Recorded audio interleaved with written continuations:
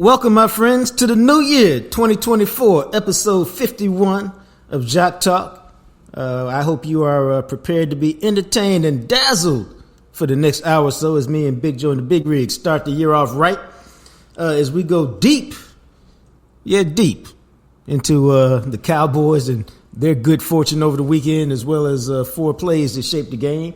That 21-20, what was it, man? 20-19 win over the Detroit Lions. I mean, it was Saturday, but it felt like it was 5 years ago. Yeah, all the stuff that's going on. Happy New Year, Doc. I know you old these days.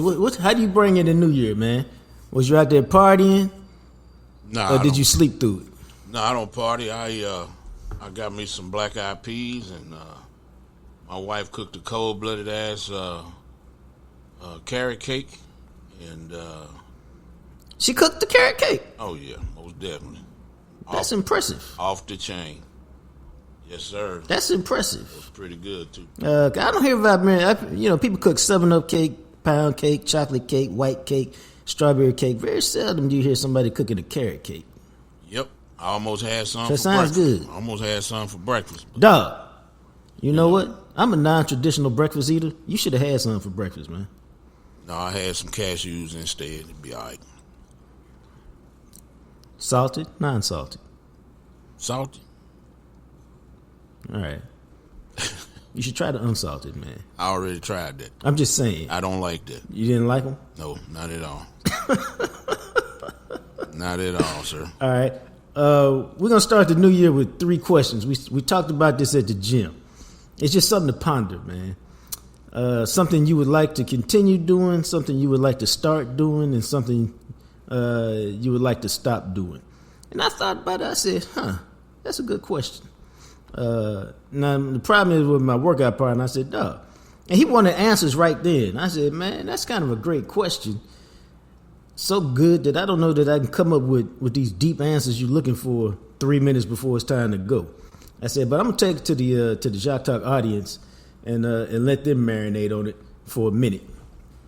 Because New Year's always about starting new, starting fresh, getting new ideas, trying to be the best version of yourself, which is great. My only thing is it's hard to maintain that consistency. And so I was talking to my kids yesterday about being the best version of yourself and New Year's resolutions, and we did some vision boards, and then it was like, now what's the action plan for all the stuff on your vision board? How we going to make it happen? And, we had a good time talking about that. But New Year is always kind of good for that. And let me put out my public service announcement. All you people that go to the gym, me included, although this doesn't apply to me in this particular case, don't be a 7-letter cuss word for the next month or so while all these new people who got resolutions about going to the gym are going to the gym. And now maybe you can't get the equipment you want at the rate that you usually get it. Maybe somebody stole the 20-pound dumbbells for a minute and you got to wait extra. Just chill the F out, all right? Let people try to be the best versions of themselves. Some will make it, some will won't, like the gazelles during the migration. Some of them going to make it, some of them not. All right? So just chill out while people go to the gym and try to get their bodies healthy and right. That's my public service announcement, dog. That's pretty good. That's pretty good. I'm serious, man. People act like it's your gym. Yeah, I mean, if you want your own gym and you don't want to share that thing, guess what? Build it in your crib. Otherwise, you got to share it. Well, you being nice. It takes being nice at the gym. What? You might change somebody's life. You might keep them coming back. That is real talk. Because it is extremely difficult. I know, because I used to be that guy. It's extremely difficult, especially if you're by yourself, to walk into a gym, try to start a workout program. Maybe you know how to use all the equipment. Maybe you don't. Maybe you so out of shape, it was a struggle to just get in that thing. And so a lot of times, and I just do this from time to time. If you see somebody who you know is grinding and really trying to make that thing happen, I just walk over there, hey, great job today. Good to see you. Because just what you said, man, you never know what them 3-4 little words, that 30-second, hey, I see you grinding. I see you. That's all you got to say and keep it moving. Yeah, you always got to do that. What you can do for a person. Yeah, when I talk classes, shooting classes, my first rule is, hey, everybody support each other. Everybody support each other. And that's the biggest thing right there is you keep somebody going because a lot of people are scared or out of shape, like you say, or especially when you shooting. A lot of people hear the sound. It's intimidating to go in there. Yeah, it is. Yeah. It is. I hope that. That's just my public service announcement. Yeah. I hope I treated you well. What you gonna say? I hope I treated you well when we went to the range. I'm pretty sure I did. Cause it ain't no fun being around. I cussed you out. No, I ain't cussed nobody out. No, I'm just saying. Well, weights and firearms and stuff like that. Being around firearms, it ain't no time to be stressing nobody. Or going off. You want people to be safe, and I'm pretty sure it's the same thing as the gym. What? Anytime somebody trying to prove themselves, whatever they doing, you should just applaud them. Give them a handshake, give them a high five. Pound them and just keep it moving. Yep. That's all, and it don't require very much energy to do that. But you can make a difference. You can always follow me on Twitter at JJT Journalist. Y'all remember, if you think you follow me, you probably don't. My account got deleted. Long story that we'll get into one day soon. I am Jacques Taylor. That's where I am on Twitter at JJT Journalist. If you're involved in an accident, check this out now. Because your boy was almost in one this weekend. Only because I wasn't being a distracted driver did I see it coming. And so I slowed down and let the dude run the stop sign because I could see his speed was such that it was going to be a collision if I didn't stop. But if you're involved in an accident, it's not your fault. Somebody else is negligent. Somebody else screwed up. Hey, pick up the phone and make that call. 972-934-8900. Call Greening Law, and that's all you do. When they say hello, you say, hey, Greening Law, Green Team, here's my situation. Here's what happened to me. Let me give you the details. And I'm telling you, real talk now, if they bring you on as a client, it's your lucky day. Simple as that. Because here's why. Whenever you're going up against somebody else's insurance company, that thing can be intimidating. It can be long. It can be tedious. It can be frustrating. All them things. Green and Law, they walk you through it, man. They tell you when to turn left. They tell you when to turn right. They tell you when to hold tight. They walk you through the process and take care of everything. Why? So you don't have to. You need a doctor. They got you. You need a specialist. They got that too. They take care of all the questions that you think you might know, and then check this out. They give you the answer to some questions you had no idea you were even supposed to ask. Why? They want you focused on two things, and two things only: healing and renewal. Renewal and healing. Get your mind right, get your body right, get your life back. That's what they want you focused on. Get your mind right, get your body right, get your life back. That's what they want. So give them a call. You know the number by now. And I done told y'all multiple times, write the number down so you ain't got to look for it when you need it. Like, it's in my phone. So if that dude had hit me, once I got through with that concussion, I'd have picked up the phone, called the police, and then 972-934-8900, beep, and told Green and Law, y'all got one right here.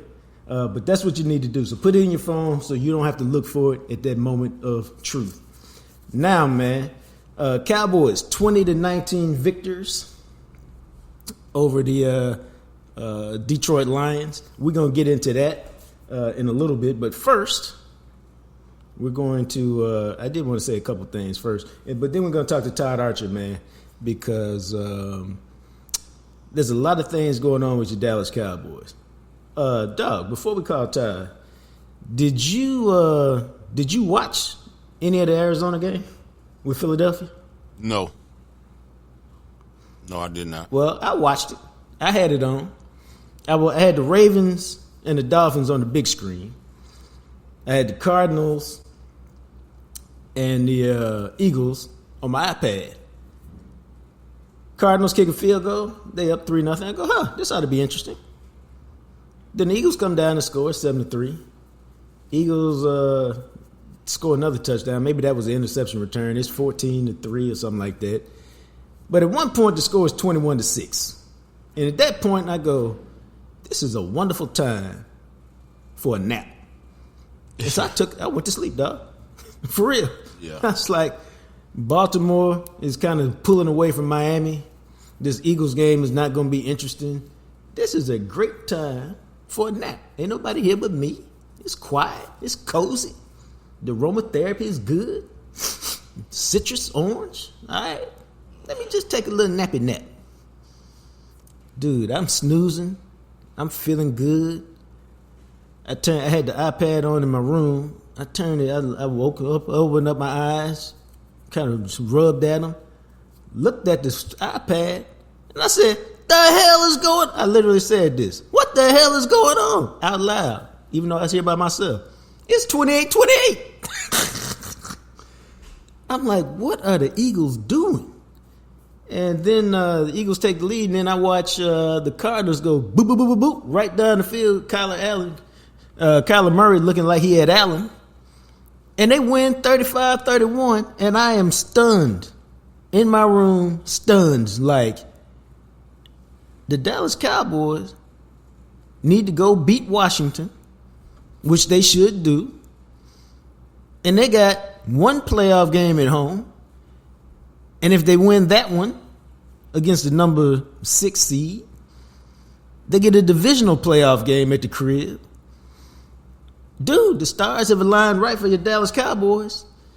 And if they take care of business and play to their potential, they have a chance to play a couple games at home where they're the only undefeated team in the league. And I was like, man, I guess the curse is lifted. Jimmy in the ring honor, and all things good. So what was your take after you saw that score? Yeah, I didn't see the game, but I went back and looked at the highlights. It was James Conner had the game of his life. You know, he had 100-some yards rushing. He had a one-handed catch. It's just like when teams want to beat you, they gonna beat you. I don't know. I mean, it's crazy. I mean, we got beat by what's my man name? Josh Dobbs. They get who been benched by 2 different teams this year. Roger that. And Kyler Murray come back. I mean, it was crazy, man. It was like that's why they pay them guys too. It was the perfect spoiler for if you the Cardinals. I don't know why you would want to spoil it for the Eagles, but it's the perfect spoiler for the Eagles. You know, for their season. I think it's. I think what happens is, and we've seen it in Dallas before. Every team has seen it. This happened to every team. But what happens is you playing this bad team at the end of the year, and before you look up, they don't really care one way or the other when the game starts. But then they decide at a certain point, because they're in it, they go, dog, let's just go on and win this thing today. Yeah. And let's go ruin their season. Let's go make them feel the way we've been feeling all year. Let's go make them feel like that for a week. And it's the NFL, man. All the guys are good. There really isn't that much difference between most teams, which is why on a given day, the worst team can beat the best team. I always use that example. I've used it on this show before. Tony Dumas for the Mavericks way back when pulled up and scored 35 points in the game I was at. I think it was against Seattle. And it just reminded you that everybody on the bench in the NBA used to be a superstar for the most part, whether it was in high school, whether it was in college. They were that dude. And on a given night, they can pull that out of themselves. They just can't do it consistently. Yeah. And it's the same thing in NFL, man. All these cats were all district and all Americans and all conference. And on a given day, if you don't show up right and they feeling good about themselves and have a flashback, they can bust your ass on a given night. They just can't do it consistently. And that's how you end up with teams that win 3 and 4 games and other teams that win 12 or 13. It's the consistent factor and it's the week-to-week factor. But the Cardinals bust that butt in Philadelphia, man. They got problems. I mean, I ain't asking you to do no expose on them, but what's your general thought on why they went from 10-1 to 11-5? Well, Jalen Hurts said something earlier this year at a press conference. You know, he pretty honest.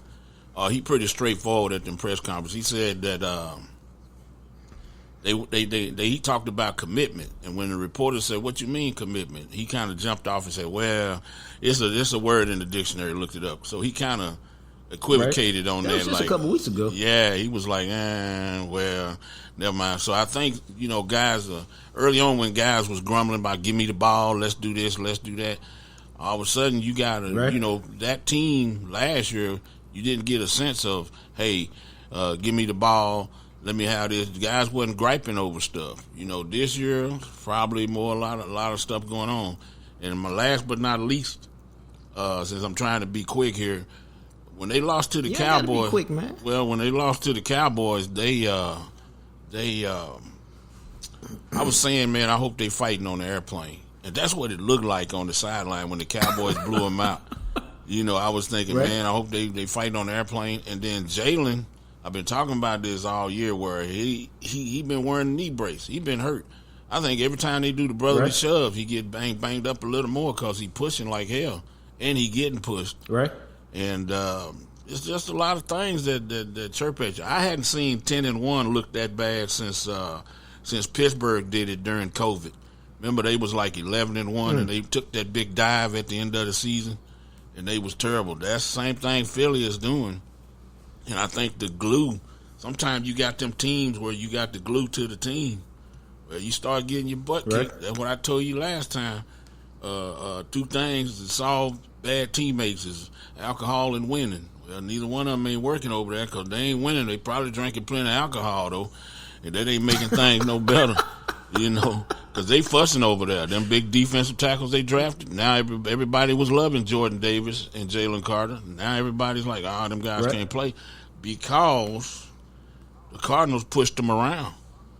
Yep. Pushed them around. They whooped their butt, you know, and they're not supposed to be getting done like that. There's no glue over there right now. Things go bad, they go bad. No. Because Philadelphia had one of the best defenses in the league last year. This year, I don't know. Them corners getting tore up. They looking old back there. It's funny how And it can happen in a hurry. Yeah, I was gonna say it's funny how one day you looking like a spring chicken, and you know 31 don't look bad, and then the next week, give it 2 weeks, and 31 look like 51. You know, Yeah, it's a long season, and all those nagging injuries catch up to you, and there's age matters. NFL is clearly a young man's game, and I think the Eagles but to me the Eagles have a lot of internal issues. That's what I'm saying. They look like an unhappy team. Yep. And I say that in the sense of, and I'm just comparing it for this before we call Todd Archer. If you look at the Cowboys, this particular Cowboys team, it's not like this every year. And it doesn't guarantee you wins. But this particular Cowboys team is a very close team to me, one of the closer teams I've seen in Dallas in a while. And you'd be surprised. And again, it doesn't guarantee you wins. But what it does is it helps you take the losses better when you have a close team. Like when they playing 50 cents men for Mike McCarthy when he come back, that tell you we kind of feeling it. We kind of a close team. We having fun. We winning. You know, when they lose these games and they've been blown out a couple times, Yep.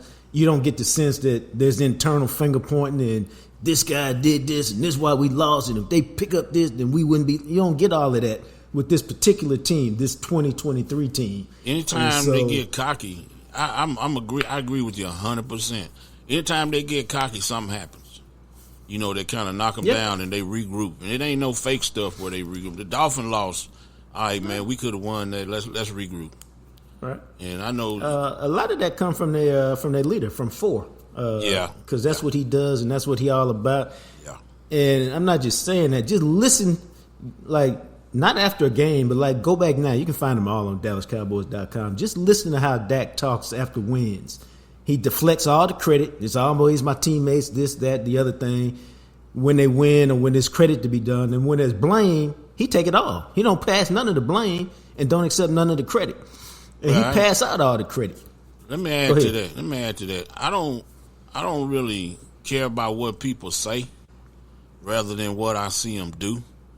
And during the game, he displays everything. He haven't always been like that, but everything he talks about today and what you're saying, he displays that during the game.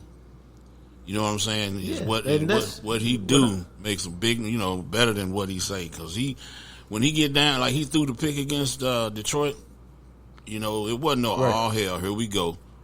It's gonna be a bat now. He threw that. He said, all right, let's get back together. And it's just one of them things where it wasn't multiple mistakes or it wasn't hang your head. It wasn't none of that. So, like you said, with Dak, it's an authenticity about it. Like I've heard people say they accept the blame, but they really don't. They just saying that because that's what you think people need to hear or want to hear, but they don't really believe it. And then as soon as the camera's off, they telling you off to the side. I said that, dog, but if he had done this, this, and this, we wouldn't have been in this situation. I've seen those quarterbacks. I've talked to those quarterbacks, Quincy Carter. But, but that's not him. And that's why, again, when he took Tony Romo's job, you didn't hear nobody standing up screaming about, hey, Tony needs his job back. You didn't hear nobody say that. And there's a reason. It's because this dude is a hella leader. And with that, let's go call Todd Archer because he'll cuss us out for being 5 minutes tardy. Everybody cuss you out. He'll cuss me out. You get a pass. Man. Ain't nobody cuss. I don't know why. As nice as I am to people. I get that energy say don't cuss me out, though. Okay. Fuck you. I'm sorry. No. Really? I'm sorry. I couldn't resist that, man. You need to resist that. Hello. I'm sorry, dog. I apologize. Hey, man, I'm apologizing to Joe. I accidentally cussed at him, so give us a second. I'm sorry, It wasn't man. no accident, Todd. Todd, you ain't got to... Sounds like a fake apology to me. Yeah, it is fake. It's one of them apologies that's going to get you that left hook when I see you. That's what it's going to get you. Back in the day, that would have really scared me. Yeah. You about to say now, something. Archie, stop that. Stop that. We don't need... Stop. We don't need to get him worked up right now. It's early. It's a brand new year. We all trying to be best versions of ourselves. Yeah. In my Jason Garrett voice. You failed already. Happy New Year to you, dog. Yeah. Hey, stop, Happy man. New Year. Sounds like Joe's doing a better job of it. Yeah. Yeah, he failed at that miserably at that already. Hey, you made it to January 2nd, Josh. Yeah. Way to go. Yeah. Hey, how'd you bring in the New Year? Did you stay up? Or as an old man, did you go to sleep before it happened? No, we were up. Yeah, we stayed up. I think we were up till... All right, did you go? 12:45, 1 o'clock, maybe. All right, that's good. I can respect that. That's something Clarence does on the regular, though. So. Well, yeah. No, Clarence... I don't even know when Clarence sleeps. He's like Jerry Jones. I have no idea when either one of them goes to sleep. Your Dallas Cowboys, how a week has made a huge difference for them. Me and Joe talked about it for a minute, but what were your thoughts as Arizona was putting that come from behind win over Philly? How bad are the Eagles? Like what happened to them? I mean, they were 10-1. It wasn't like they were 8-3 and they're 10-1. Like, and yeah, they weren't playing great all the time, but they were still 10-1. And now. Right. You lose 4 or 5, and it's just like we always talk about, especially if the Cowboys play the Eagles in the playoffs. What's everybody going to say? That Eagles front, they're really good. Maybe we're going to need to stop saying that because James Conner ran through them. Like they ran all over them. I don't know if Fletcher Cox is done. I don't know if Brandon Graham is done. Great players for a long period of time, but something's amiss up there, and that's just on the defensive side of the ball. The offense. I mean, they didn't, but in that game, they had the ball for 20 minutes, so they didn't have many opportunities. But they don't look the same as as you thought they were going to. And the only reason that we're not the Eagles getting killed, but they still get the benefit of the doubt because they went to a Super Bowl last year, so you're not on them. Right. Like if the Cowboys did what the Eagles did, oh my God, McCarthy might not even coach his last game. Dak's done. Jerry needs to go get another GM. All that happens anyway. But all the same old stuff that comes up about the Cowboys, if they had lost 4 or 5 after a 10-1 start, my gosh. No, absolutely. Now, that's enough on the Eagles, but as we look at the Cowboys, it's hard to believe, but a win in Washington – and they got a chance to, not a chance, they will win the division, and they don't have to travel into the NFC Championship game if they keep winning. It's crazy. I thought that should give them a huge boost of adrenaline going into this week. It better, right? And look, the weather up there is going to be bad in D.C., and these games are always hard against Washington, But you have everything in front of you. If you don't show up on this one, then... everybody you deserve every bit of the wrath you're gonna get, right? I mean, you've been handed this gift, you can't squander it. And I was trying to think, Jacques, since I've been around since '03, I don't think the Cowboys have ever been the number 2 seed They've been number 1, not gotten it done. They've been 5, not gotten it done. They may have been 3 one year. No, maybe they were 4 in 09. I don't think they've ever been number 2. So maybe that's the key for the Cowboys. So. Be the number 2 seed, and that'll be how you get to the playoffs. Because you know what, you can say that because there's a certain amount of pressure that comes with being the 1. But man, when I was looking at that game, I was like, man, if I was on the Cowboys after I saw that Philly game, I'd have been at the Star Sunday night getting ready. Like, I can't believe this. I'd have been so hyped and so geeked and so excited that I just would have went up there and started working and prepping on Sunday because this is something you couldn't really have anticipated. I mean, we sat around talking about, well, maybe, I guess, the Giants might be able to get them because they got Tyrod Taylor and they playing at home and, I don't think it'll happen, but maybe. But, dude, the Cardinals, I just had no thought process that the Cardinals could present them with this opportunity. So I think that they'll play well, and I think that they'll beat Washington. And, I think they'll go into the playoffs feeling good about themselves, and they're going to be hard to beat at the crib. We're a big style points, right? Sometimes, like, you need to look good winning to erase doubts and that. To me, this game is this week. It's who gives a crap, man. Win it 3-2, get to 12-5, and win the division. You have to style points don't matter on this one. And the way the weather is, there might not be any style points anyway. But this is get a win, however you get a win, and be happy you're the 2 seed, and then you can stay home for 2 games where obviously you've not lost a game since the opener last year against Tampa. And theoretically, that gets you a path to San Francisco in the conference title game. Should the Niners handle their business, which we think they should. Right. So, I think it's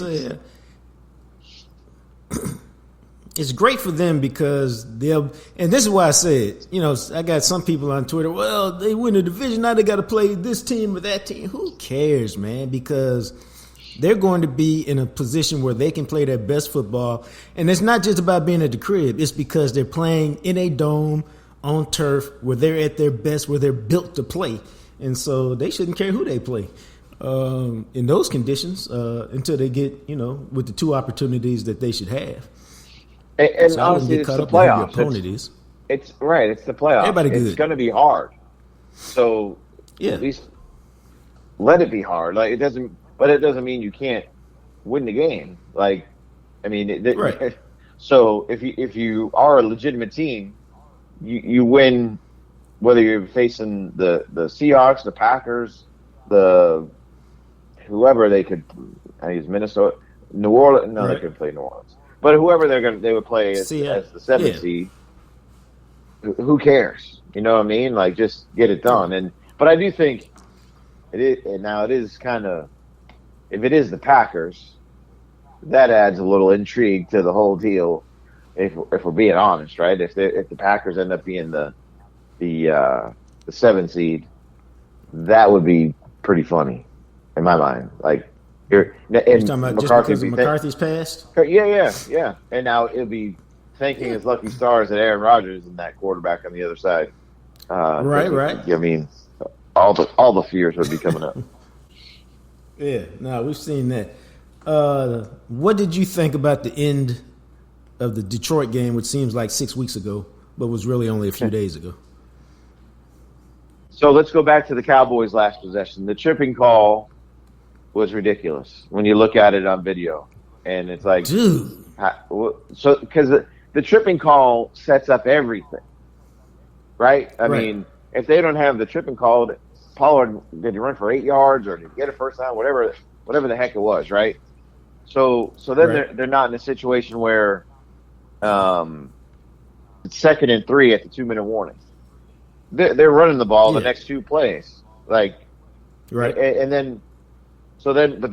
at 1st and 25. You can't run the ball. Like, you gotta get yourself at least in field goal position. In 2nd and 14, everybody's killing McCarthy on that one. Dak took the blame after the game. I asked him the question, like, should you, why are you going deep? What's the thought process there?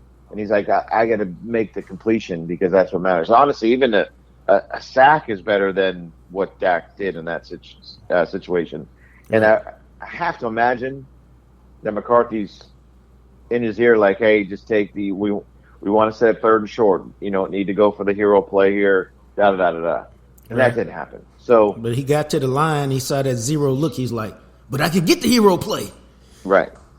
And if you look back at Ferguson and CD's coming open, Ferguson's open, just get your 6-7 yards and live and make them burn the timeout and all that kind of stuff.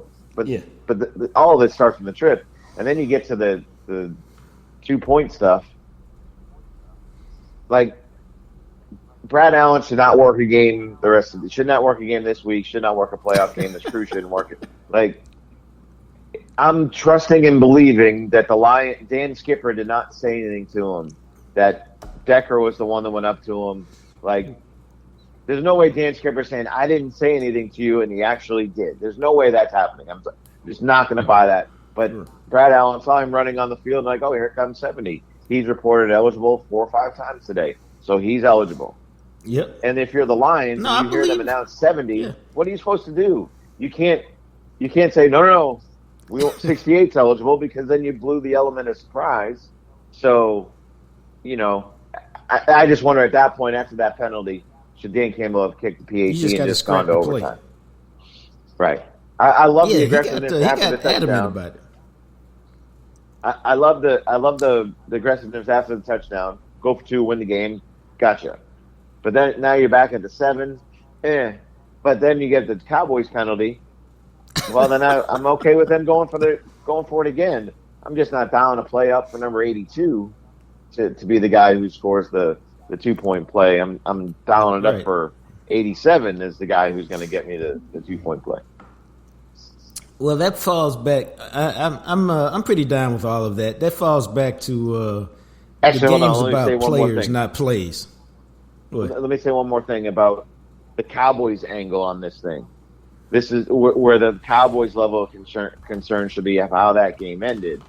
This is 2 straight weeks with a defense that everybody wants to say is great, the ability to make a stop to win the game, and they've not been able to do it. Dan Quinn's talking to us yesterday about how these guys didn't flinch, and they didn't flinch and didn't flinch. Yeah, they did.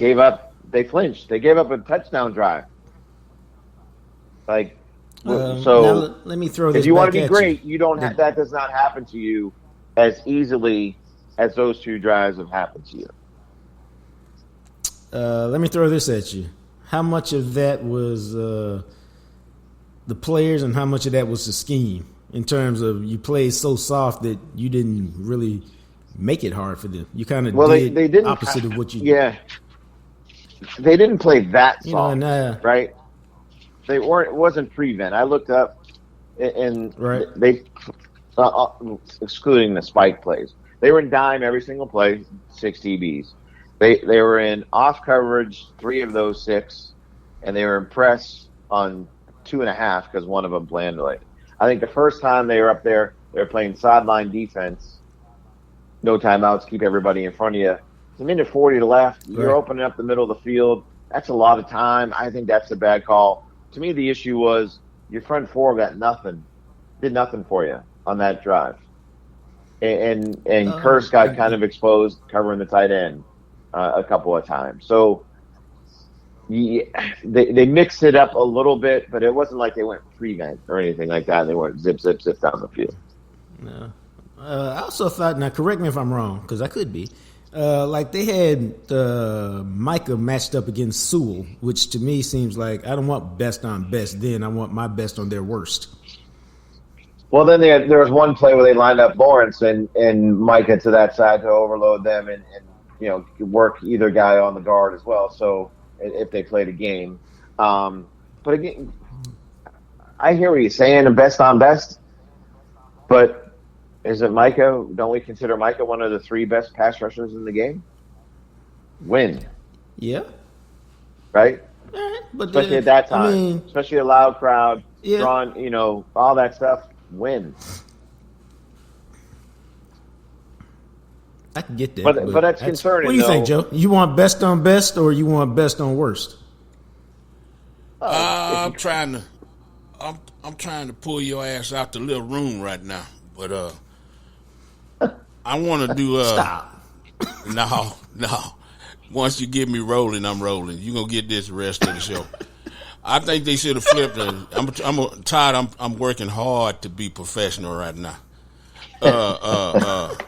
I think they should have flipped Micah to the other side because Decker whiffed on him a couple of 2 or 3 times. It's not the time to say, hey, let's put him on that side because they moved him over he was at the left end when they ran the dime, and I thought they should have flipped him to the right where he could get Decker, and maybe they got a better chance over there. But you're right, they did put him and DeMarcus Lawrence on that side one time. Usually that works, but what's his name is pretty good. Panay Sewell is pretty damn good. And okay, if you're gonna say best not worst, sure. Like, of course, that's your way to lead the witness there, Jacques. But eventually, the best on best, your best has to beat the best at least once. Actually, I said that the other day, so I'm leading him. But the other day, I said it a couple of days ago. They should have done that. But yeah. I mean, you could go either way, but I'm trying to do my best advantage, and my best advantage is not necessarily facing one of the best pass protectors in the league when I'm trying to win. But you could go either way, but somehow they figured out to get it done. And now, as we move into Washington and the playoffs, they got to figure out something to do with that running game, man. Or was Detroit just that good against the run? Or both? Both. Yeah. I mean, I hate to say the easy answer is both because Detroit's run defense was top 5 good entering that game.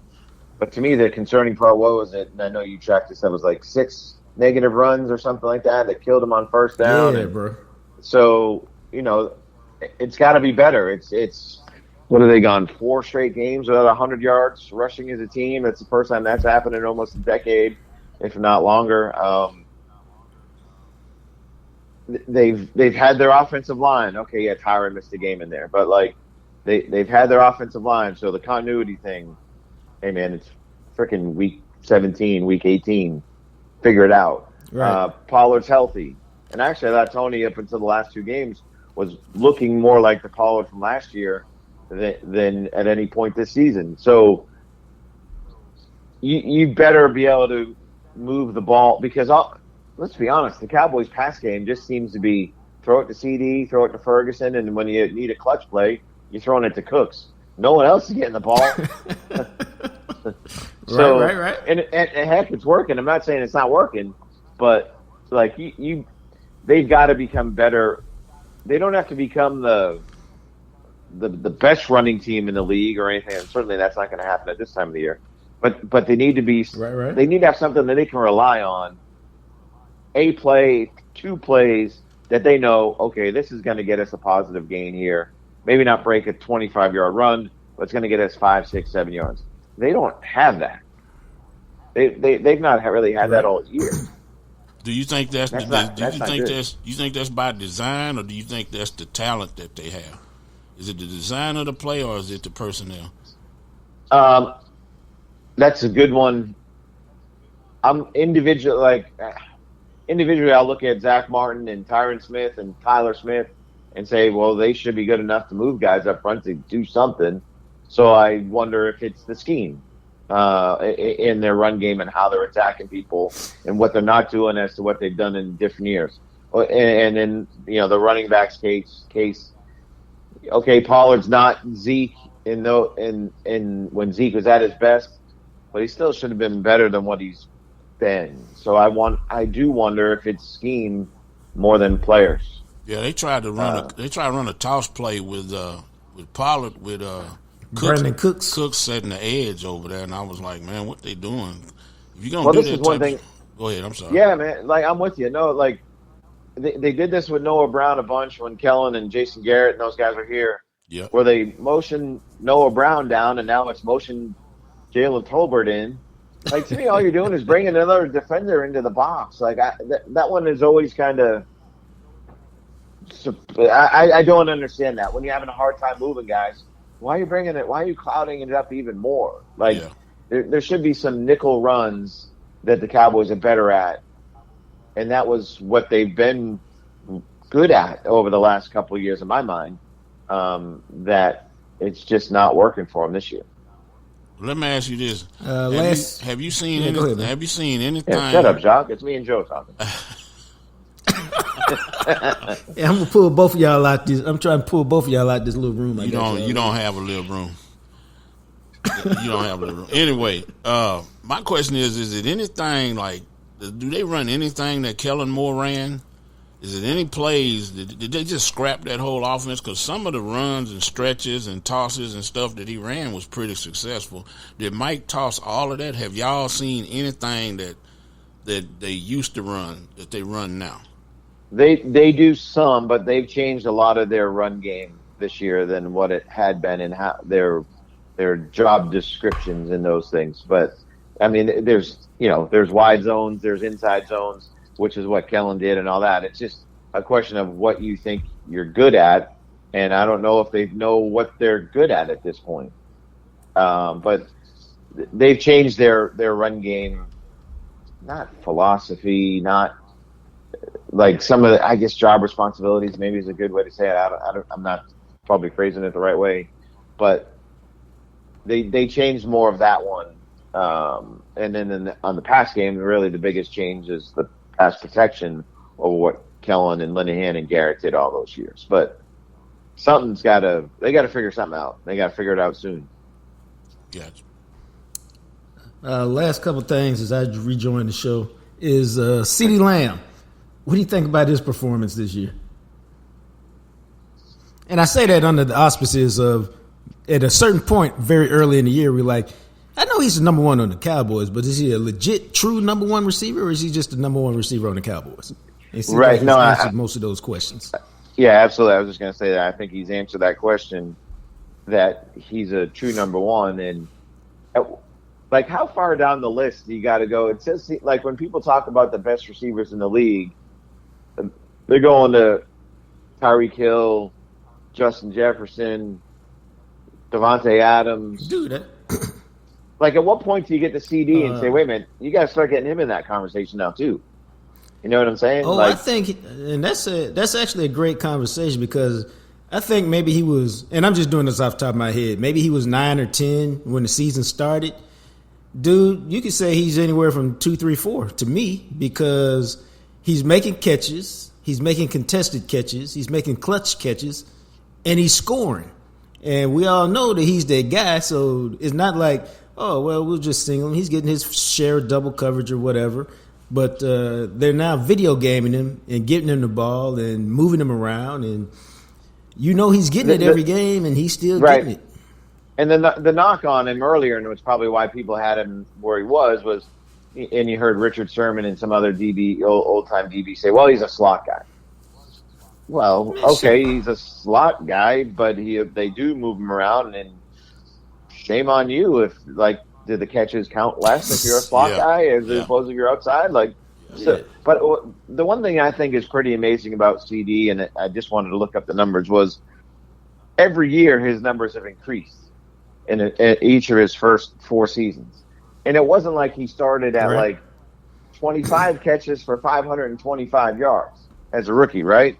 It was 74 for 935, 79 for 1102, 107 for 1359, and now 122 for 1651. Like, at what point does this start to plateau, or can he continue to add on this stuff? Like, his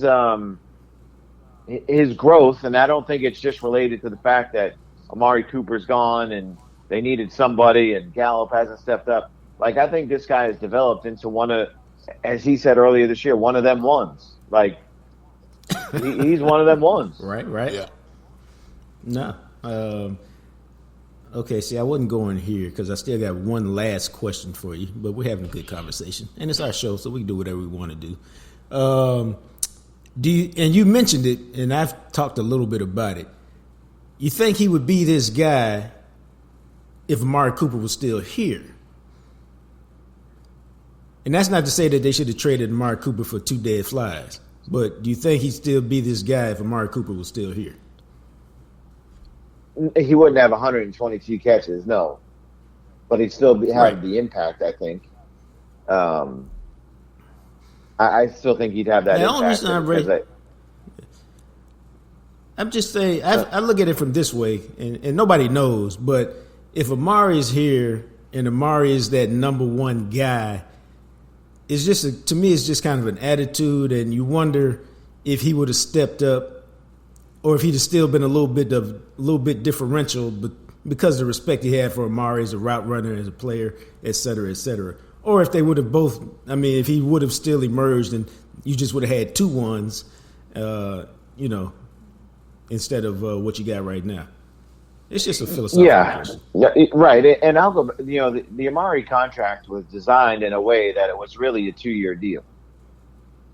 Right. I'm not debating whether they made the mistake of trading him and not getting enough in return and all that stuff. But the design of the deal was for it to be 2 years, and let's see where things stand. Knowing that you're going to have Gallup was coming up, and they drafted CD, I think, right after they signed Amari, right? So, quibble on how they got there and what they did, but I still think they got CD the number one receiver that they got. Right. Yeah, I don't think you can have. I don't think you can have 2 number ones. I don't think you. I mean, look at what's happening in Philly. Randy Moss, Chris Carter. Well, by the end, Chris Carter wasn't the number one. Randy was 1. Yeah, you couldn't tell Chris. In Chris Carter's mind, he was 1, but right. Yeah. But I see what you're saying. Look what's happening in Philadelphia right now with Brown and number 6 and number. You think that's the issue with those 2 guys? Oh yeah, when Brown raised hell. Or is it the coordinator and the quarter? Well, when Brown raised hell, the beginning of the year, he had 6 straight 100-yard games, and a lot of that was give me the ball. Now, what do you think Devontae thought about that? Yeah, he weighs 127 pounds and he gets hurt all the time. I'm thinking number 11 is their number 1. Yeah. But I'm saying is the guy, he thinks he's the number 1. He thinks he's the number 1. So, it's okay when you're winning. When you start losing, then you start saying, hey, throw me the ball sometimes. Number 1 is an attitude sometimes, too, if you think you're number 1. That's why. Yeah, that's kind of what I'm getting at. So I don't know. The Cowboys are cool because they got a legit number 1 now. But those receivers in that diva status, it's always something you got to keep an eye on. But the question I was asking you, I was saving for the end. We just had such a great conversation. We just went a little long. Jimmy Jerry, the ceremony. What'd you think? Ring of Honor. And I know you got your own thoughts on Jimmy, but that's really from his days in Miami more than his days in Dallas. Right. No, I thought it was really cool to watch and see, and I thought Jimmy's speech was great, and it was almost like he was coaching those guys again. It was like he was talking to those guys. You know what I'm saying? And then, there's 93,000 people in the stadium and all that one, but I thought his speech was really cool, and you could see why he was such a good motivator and got those guys, how he got them ready to play and all that stuff. And beyond the fact that he should have been in sooner, beyond the fact that now we don't have to talk about this anymore, it was just a cool night to see. It was really kind of like when he came out, it wasn't just Troy, Michael, and Emmett and Woody and Charles that went up to him. It was the Staubach guys too, the Landry guys too that came over to him, and it was a cool moment when of all the ones that we've seen. I think that one was probably the coolest and the most emotional because of the 30 years that have passed and how everybody was waiting for this to finally happen. I thought it was pretty cool. Now, you mentioned the Miami thing. The people in Miami have a completely different feeling for Jimmy Johnson than the people in Dallas. Like, the people in Miami don't what's the big deal about this ring of honor thing? We don't care. He picked a fight with Don Shula and Dan Marino, and he lost. Like, we love those guys. We don't like Jimmy as much anymore, even if you won us a national title at the U. Like, so here, he's responsible for that Super Bowl run.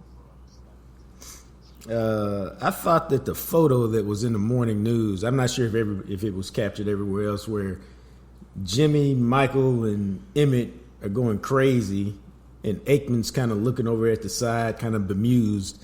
I was like, that is like the perfect photo of kind of how they were as a team. where Michael is just going crazy. Jimmy's all excited. Emmett is not quite as going crazy as Michael, but he's still having a great time. And Troy's over there being, not stoic, but Troy's being Mr. Troy. Quarterback. He's being Mr. Quarterback. Yeah, so good in the playoffs. And I thought that's actually one of the few photos that was so good. They actually took it and saved it, and I'm going to make a printout of it because it was just such a cool photo that kind of represented everything that team was about. Now, that being all right, said, who's the next guy? Yeah, no, I saw it. All right, who's the next guy going in the ring? I think we're going to create some controversy. I think we are. I think Witt is the next guy. But I don't think Romo deserves to be in the Ring of Honor. I'm sorry. It's Jerry's Ring of Honor, first of all, so we know Jerry's feelings for him. However, we know it's his because it took Jerry 30 years. Right.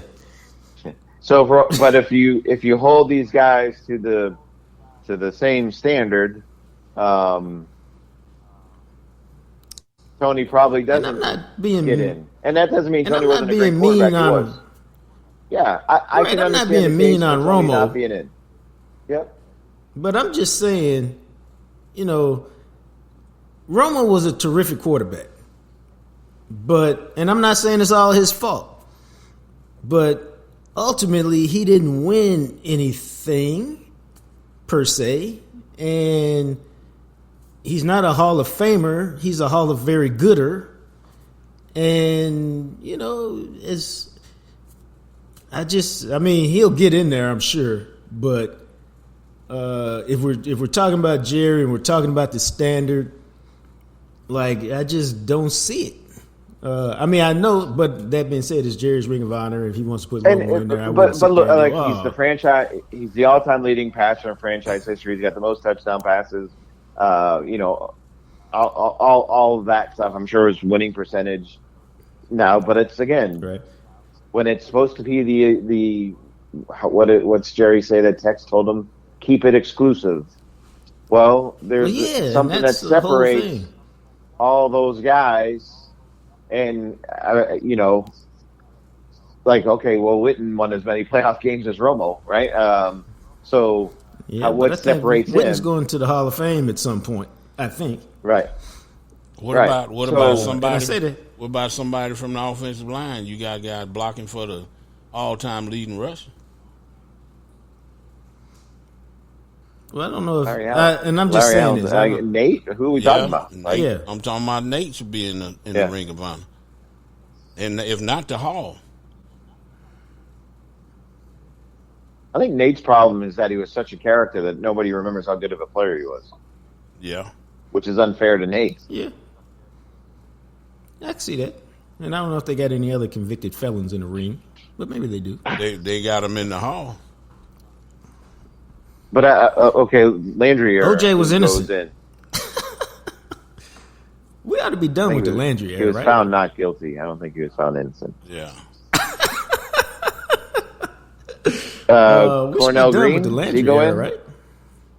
Cornell Green. Bob Hayes. We need Brad Sham on the air to talk about all this stuff. Bob Hayes. I think Bob Hayes. Bob Hayes is in. Bob Hayes is a convicted felon. Oh, we went back to that. Okay. We're still on that one. Well, if you're going to take a shot, take a shot. There you go. Bob Hayes, convicted felon. So I don't know. I think we should be done with the I'm concerned that Joe knows all these convicted felons that play for the Cowboys. Where are we at, Joe? He's a diehard fan, baby. Yeah. He knows everybody. But I think I don't know. You tell me. I don't know anybody other than Witten, who I believe is going into the Hall of Fame at some point, and Romo. Is anybody else deserving of the conversation? This most recent era?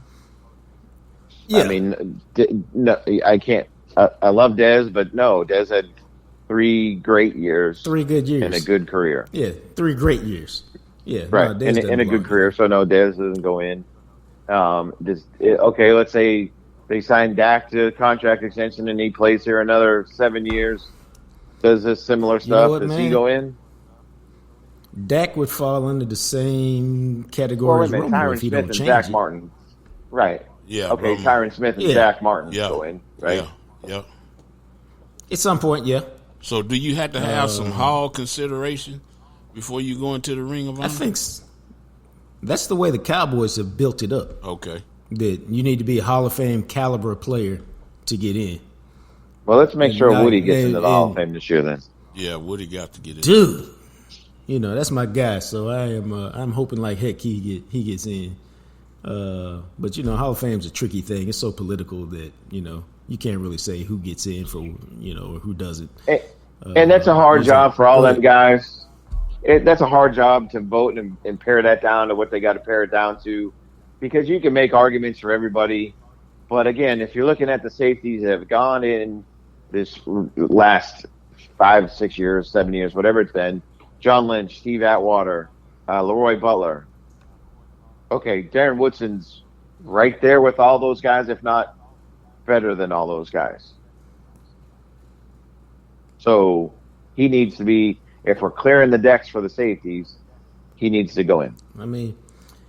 I think he's a Hall of Fame player. I don't really think he's when you think about what he did as a player on teams that won, and then the fact that he was covering Jerry Rice when needed in the slot so that they could play the 3 receiver sets, nickel sets out of their base defense, which not a lot of people think about. He's a clear Hall of Famer. It's not really a whole lot of conversation, but obviously everybody doesn't see the game like that because everybody didn't watch every play that he played. So I get it. But hey, man, I appreciate the very engaging conversation this morning. Happy New Year. Ooh, 35 minutes. We went way long. What? Yeah, why you take a pause? I was being sincere. Nobody can tell. Enough. Can't nobody tell, dog. Joe is one of my best friends. He's been like that for about 30 years now. Archer's been Archer's probably my favorite guy to work with. During the 9 or 10 years we were both together at the morning news, and then I'm sorry, I can't remember. Didn't we do a stint at ESPN together? Yeah, ESPN Dallas. Yep, we were there. Yeah, I say that only because we've all kind of changed jobs within the same jobs, and some of them overlap for more years than others, and it's kind of confusing. But Archer's one of the real good people I've ever worked with, and he's my boy. I might say more about the other people you worked with than it does me. No, and Archer is one of the most genuine people I know. That's what I have people like Joe and Archer around me to keep me based, because I can go off, but they're grounded people, so they keep me in check. That's why I like them. They call bullshit when necessary. Yeah, you need people like that in your life. Yeah, I'm kind of calling bullshit on all that you just said. Why would you say that? Why you even? Never mind. Go ahead. Because it's Todd, true, man. We know. You know what? We know when we being greased, Todd. You know what I'm saying? I'm trying to express my love for my boys, and this is all I get. Yeah. When we get to barbecue, with Joe, when we get to barbecue gift certificate, then we know he means it. Yeah. All right then. I'm gonna enough with you, Todd. I'm gonna put that down. I'm put that down. Walk away from it. You know what I'm saying? That's what I'm gonna do. Sounds good. Yeah. I'll see you at the Star Wednesday, dog. All right, sounds good. Todd Archer. All right, bro. Later. That's Todd Archer, brought to you by Smokey John's Barbecue each and every Wednesday right here on Jacques Talk. Speaking of Smokey John's Barbecue, we're trying to get Joe the Jam Session Bowl. It's not just talk, it's real. Now, I'm going to check with your schedule because my birthday is coming up, and I'm going to take the day off, and that might be a good day for me to come out there and deliver it for you. And so I'll check with your schedule and see if you're available for me to, even if I had to drop it off if you're not there, then you can warm it up and enjoy it later. But, that's one of my goals for this week. And the Jam Session Bowl is worth the wait, man. It's love for your mouth. It's a mac and cheese, a mashed potato base, and then you get to put 2 out of 5 smoked meats on it. Joe said he would like the double brisket, so we're going to try to work that with him. I prefer the brisket and the sausage, although the double brisket, you can't go wrong with it. And then all the stuff you find on loaded baked potato, bacon bits and cheese and chives and sour cream, all that stuff. They put it on top of it, smush it down. Looks good, though. Then they either drench it with sauce or drizzle it with sauce, and it's fantastic. It really is. Man, it is love in your mouth. I'm sorry, I just had a quick flashback about it. It's delicious. But it's only on the secret menu. Like, you can't walk in there and be like, where is it on the menu? You just have to know that it exists. Otherwise, your life would be unfulfilled. But if you listen to the show, now you know it exists, so you can order it. Jam Session Bowl. If you want Smokey John's in your life a little more frequently, you can go on the marketplace on the website, SmokeyJohns.com. Click on the marketplace. You can order the rub or the sauce and have it delivered to the crib. How about that?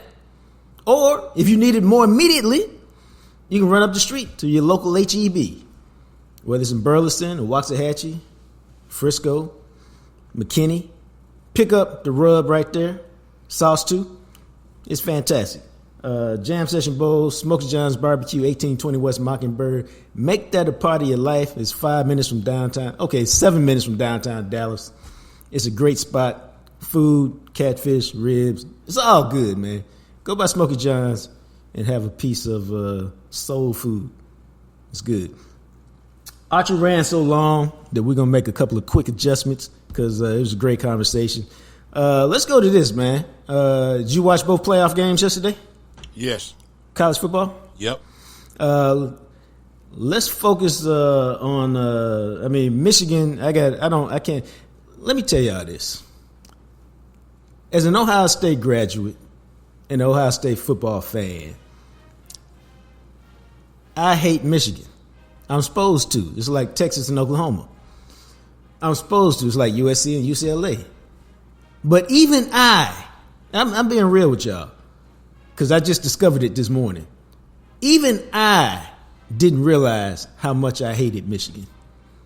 Meaning, while I'm working out and watching the pregame shows this morning, like, I didn't even want to hear all this stuff about their win over Alabama. It just bothered, like, ugh. And I'm going to say this and I'm going to leave this alone. Part of my problem with Michigan this year is, besides the normal hate, and I get it, okay? They got caught cheating basically on 2 different levels. Convicted of the crimes, served suspensions. And that is whatever it is. But to sit there and be convicted of the crimes and then act like a victim, I just can't get down with that, man. I'd be better if you said, hey, we made some bad judgment, we got caught, we served our sentence, now we ready to get on. Okay, I could live with that. I still wouldn't like them, but I could live with that. But this whole victim thing, God, it's terrible. That being said, they played a hell of a game yesterday, and they beat Alabama. They came from behind to do it. They made all the plays when it mattered. And for that, I can congratulate them. And I will go shake Jordan Lewis's hand with the Cowboys because I think he's the only dude from Michigan I like. I think that's the case. I could be wrong, but I think that's the case. That being said, bro, what you think about the Texas game and how close they came to beating Washington? First, I want to address the Alabama game plan where you could have used that kid from Alito, Chase McClellan, a lot more than you did, but they wanted to put the ball in Milroe's hand. I don't understand it. He had like 21 carries and 26 pass attempts in the last play. I just thought that Nick did himself a disservice, and Milroe talked all that noise all week about O'Brien saying he couldn't play quarterback, and then he went out and kind of proved him right. So I don't know. Plus, it didn't help that. Now, was that more about him, or was that about the offensive line getting beat up front on a regular basis? They got beat up front, 5 sacks in the first half, and then the play calling too. Yeah. Plus, the center was killing them too. But dude, he was doing with them low snaps, taking away any kind of movement. But just the game plan to go through the quarterback, I thought was a bad game plan for them because the running back still, McClellan was doing pretty good. But anyway, on to the Texas game. What was your question again? What did you think about the Texas game? It kind of went the way I thought. Yeah, I thought it would be the last team had the ball would have a chance to win it or lose it. Yeah, I knew Texas. I knew that Michael Penix was like 30 years old, so I knew he was going to have kind of an advantage. He should be backing up somebody in the NFL. I think we own to the last of those COVID players. Guys that had an extra COVID year. That stuff. Right. The year that they played it didn't count. That they getting now, and Michael Penix was pretty good. It was kind of cool to see somebody left-handed play, and I don't know. I just didn't. I thought the Texas secondary played kind of discombobulated all year, and it didn't. It showed up real early, and then Washington's secondary was kind of like that. But I thought it was going to be a shootout. I thought Washington would win, but nobody knew what was going to happen toward the end of the game. Like, what the hell, how they played to the literal last second of the game. Yep, it was I thought it was terrific. Some people thought it was pass interference on the dude from Washington, but I thought it was a terrific play. Maybe he got there a tick early, but I didn't think it was anything egregious that deserved any kind of flag. And I thought he made a great play to really swipe at the ball as opposed to, sometimes they can get a little, it's not quite as definitive. And then I think you grab them around the waist a little bit and pull them, and that's how you end up with the flag. But he really went and knocked the ball down. Yeah, he had his hand on his helmet, and it didn't really do nothing to move the receiver. Well, did he touch him early? Yeah, but did it kind of move the guy? You know what I'm saying? It didn't jostle the guy, nothing like that. So, I thought it was kind of a coin flip, whether you're going to call it or not. Yeah, but I thought Texas, it was a terrific game. When you lose by the way they lost, or you lose the way Alabama lost in a playoff game for a national semifinal, you disappointed, man, but you can't really just be mad. It was a great game. You showed up. You played well. This is not TCU getting beat 65-7 or whatever. This was a terrific game, and you just happen to lose. And it happens sometimes with good teams. I'd rather get beat how TCU got beat. No, I wouldn't. You got all day to sit around and think about it. Well, while you in the midst of getting that butt whooping. There was nothing you could do about it. When you had a chance to win, that's the worst feeling in the world. When you down there and you got a chance to win like that, I'd rather lose by 50 than lose by 1. That's just 50 mean they steamrolled they kicked my butt. There wasn't nothing I could do about it, no matter what I did. It don't matter if I missed the block or I missed the play. I couldn't do nothing about it. But when you lose by 1 point or 1 possession or whatever it is, that's 10 times worse than getting beat by 50. I ain't crying. I ain't crying if I lose by 50. I ain't crying. We got our ass beat a long time ago. But if I lose by 1 point on 1 second on one drive, I'm sitting on the damn field and the tears gonna come. Intellectually, I can get down with that. I can see that. This is the start of Texas's run. We done heard for the last decade. Texas is back. Well, Texas is back now. This started their run. Quinn Ewers coming back next year. They've had what appears to be a terrific recruiting class. They should be at this point next year for sure, with the playoff being expanded. But they're good enough to be, in the national semifinals next year, no matter how many teams are playing. And if Arch Manning is who we think he is, or who we've been told he is, then their run will continue for the next 2 or 3 years. And by then, they should just, I think Sark has done it, because to me, and I ain't breaking no news here, the game's about the quarterback.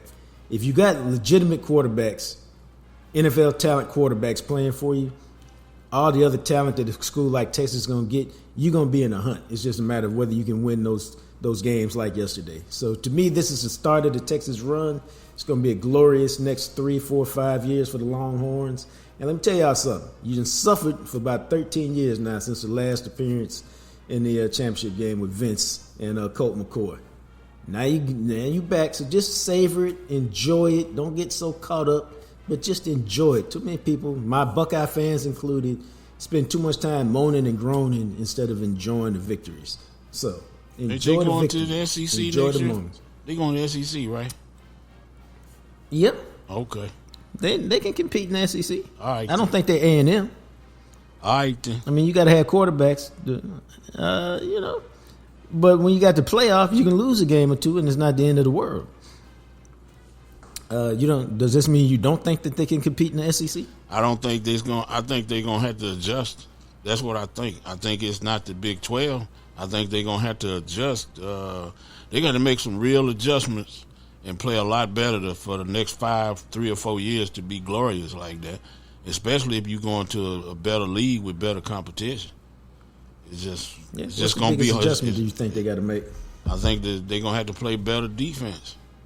They're gonna have to. It's not gonna be a lot of shootouts and stuff like that. And then a lot of those SEC teams, they do crazy stuff. They will run the ball. They will do whatever it is. You going into Florida, you going to different Kentucky. They do whatever it takes to win a game.